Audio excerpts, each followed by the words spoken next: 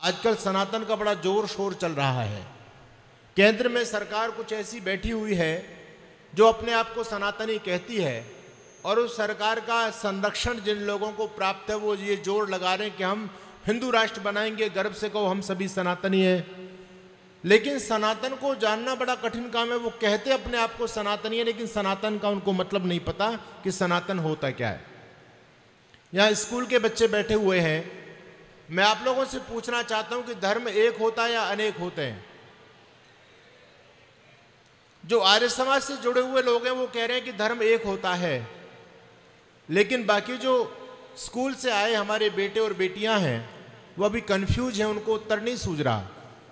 क्योंकि बहुत सारे धर्म समाज में चलते हैं। कोई कहता है मैं तो मुस्लिम धर्म को मानता हूं, कोई कहता मैं तो जैन धर्म को फॉलो करता हूं, कोई कहता मैं तो बौद्ध को मानता हूं, कोई कहता मैं जीसस को मानता हूं। तो इस समाज में अनेक प्रकार के धर्म चल रहे हैं। ऐसी स्थिति में धर्म शब्द को समझ लो। देखिए, धर्म दुनिया में एक ही होता है।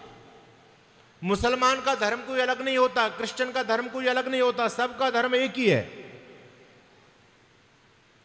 अब ये जो मुसलमान हैं, सिख हैं, ईसाई हैं, बौद्ध हैं, जैन हैं, ये क्या है? ये धर्म नहीं हो सकते, सारे के सारे पंथ हैं, ये सारे के सारे मत हैं, ये सारे के सारे मजहब हैं।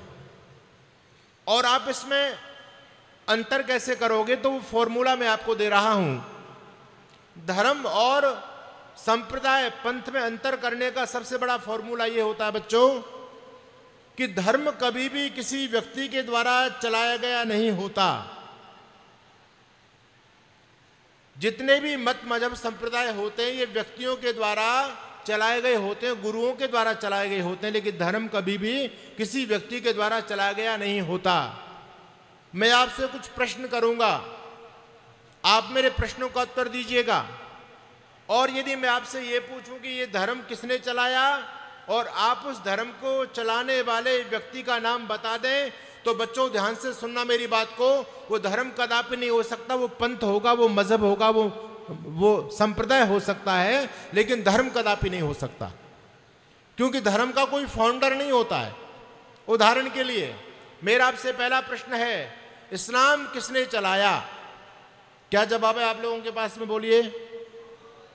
मोहम्मद ने चलाया। इसका मतलब ये धर्म नहीं है।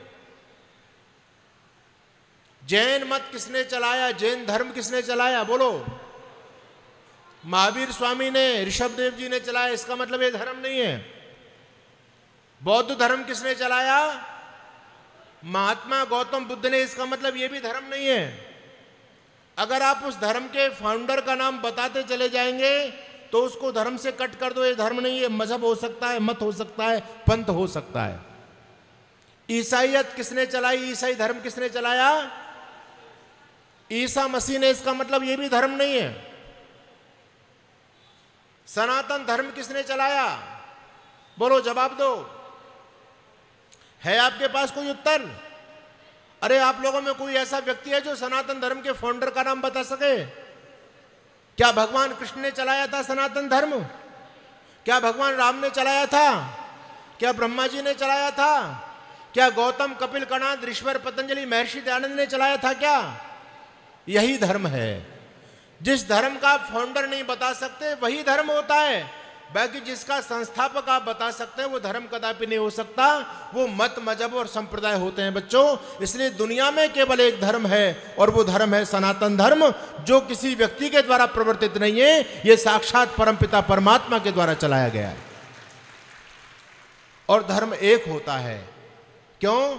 क्योंकि दुनिया को बनाने वाला परमात्मा भी एक है, इसलिए उसके द्वारा प्रदत्त धर्म भी एक है। अब तो ये क्लियर हो गया बिल्कुल बच्चों कि धर्म तो दुनिया में सनातन ही है। बाकी सनातन के अलावा जितने भी, चाहे वो क्रिश्चियनिटी हो, चाहे वो इस्लाम हो, चाहे वो बौद्धिज्म हो, चाहे वो जैनिज्म हो, ये सारे धर्म नहीं हो सकते। सारे के सारे मत, पंथ और संप्रदाय हो सकते हैं। धर्म केवल एक है, क्योंकि धर्म कभी भी किसी व्यक्ति के द्वारा चलाया गया नहीं होता। धर्म का संस्थापक स्वयं परमपिता परमात्मा होता है। अच्छा, आपका धर्म ग्रंथ क्या है? इस धर्म को समझना है आपको। आपके सनातन धर्म का मूल क्या है? बहुत अच्छा, आप लोग सब आर्य समाज से जुड़े इसलिए आप उत्तर दे पा रहे हैं। लेकिन मैं आज विशेष बात इन स्कूल के बच्चों से करना चाहता हूं। आज हम स्कूलों में जाकर के जब चर्चा करते हैं बच्चों के सामने कि बताओ आपके धर्म ग्रंथ का नाम क्या है, तो हमारे बच्चे कंफ्यूज हो जाते हैं। कोई कहता गुरुजी हनुमान चालीसा, कोई कहता भागवत, कोई कहता गीता जी, कोई कहता रामायण जी, कोई कहता महाभारत। हम इतने कंफ्यूज हो गए कि हमको अपने धर्म ग्रंथ का नाम नहीं पता। धर्म एक है तो धर्म ग्रंथ भी एक ही होगा। कान खोल करके बात को सुनिएगा। धर्म एक है तो धर्म को बनाने वाला एक होगा और धर्म ग्रंथ भी एक होगा। अनेक धर्म ग्रंथ नहीं हो सकते। धार्मिक ग्रंथ तो दुनिया में बहुत सारे हो सकते हैं, लेकिन धर्म ग्रंथ केवल एक ही होगा। तो हमारा धर्म ग्रंथ क्या है? वेद अखिलो धर्म मूलम। हमारे धर्म का मूल क्या है? वेद। वेद हमारा धर्म ग्रंथ है। और धर्म की परिभाषा क्या है ये भी समझ लीजिए। हमारे ऋषि कहते हैं कि जो वेदानुकूल है वही धर्म है और वेद के विपरीत है वो अधर्म है। यानी वेद की आज्ञा का जीवन में पालन करना धार्मिक कहलाना है। धार्मिक व्यक्ति कौन है? जो व्यक्ति वेद की आज्ञा को जीवन में पालन करता है वो व्यक्ति धार्मिक है। याद रखिएगा, माथे पर तिलक लगाना धार्मिकता की पहचान नहीं बताई कहीं पर भी। लिंगम न धर्म लक्षणम। आजकल हम लोग बड़े भ्रमित हो रहे हैं। जिसने लाल कपड़े पहन लिए, जिसने बड़ी बड़ी जटाएं बढ़ा ली, जिसने शरीर पर भस्म रमा ली और भी बहुत सारी कंठी मालाएं धारण कर ली, जो जटाजूत हो गया, जो भस्मीभूत हो गया, हम उसको बहुत बड़ा धार्मिक मानते हैं।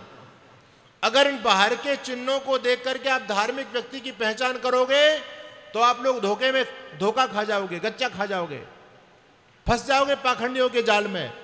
इसलिए हमारे विद्वान ऋषि लोगों ने कहा लिंगम न धर्म लक्षणम।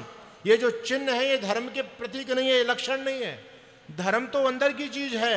और धर्म क्या है? हमारे ऋषि कहते हैं कि वेद की आज्ञाओं का पालन करना धर्म है और वेद की आज्ञाओं के विपरीत जाना अधर्म है। ये बिल्कुल क्लियर हो गया। तो सनातन धर्म का बेस क्या है? वेद। और वेद किसकी वाणी है? बोलिए, वेद को किसने बनाया? महर्षि वेद व्यास ने बनाया क्या? आज एक बहुत बड़ा भ्रम समाज में चल रहा है और इसके अंदर देश के बड़े बड़े बुद्धिजीवी लोग भी इस भ्रम के अंदर आ चुके हैं। और तो और देश के यशस्वी प्रधानमंत्री श्री नरेंद्र भाई मोदी जी भी ये कह रहे हैं कि वेद महर्षि वेद व्यास के बनाए गए हैं। आर्य समाज के संगठन को छोड़ करके दुनिया में विद्वान साधु संत महात्मा हैं, वो तो इस बात को कहते हैं कि वेद अपौरुषेय हैं, वेद ईश्वर ने बनाए हैं। लेकिन हमारे धर्म गुरुओं में भी बहुत सारे गुरु घंटाल ऐसे हैं जिनको वेदों के ABCD का भी पता नहीं है, जो कहते हैं वेद समय समय पर ऋषियों के द्वारा लिखे गए हैं। जैसे कि हमारी वेद की ऋचाओं पर जिन ऋषियों का नाम अंकित होता है, तो हमारे बहुत सारे धर्मगुरु कहते हैं कि ये ऋचाएं इन्हीं ऋषि लोगों के द्वारा बनाई गई हैं। कोई कहता वेद केवल 5000 साल पुराना ग्रंथ है, कोई कहता केवल 3000 साल पुराना ग्रंथ है। ऐसी स्थिति में सत्य को जानना अत्यंत आवश्यक है। तो मैं निवेदन आप लोगों के वेद बीच में कर रहा था कि वेद किसी व्यक्ति ने नहीं लिखे बच्चों। वेद साक्षात परमपिता परमात्मा का ज्ञान है। जो सृष्टि की आदि में भगवान जो ज्ञान देते हैं उसको वेद कहते हैं। तो वेद अपौरुषेय है, वेद किसी व्यक्ति ने नहीं लिखा। वेद को मानना ही धार्मिकता है। हमारा सनातन धर्म निकला है वेद से।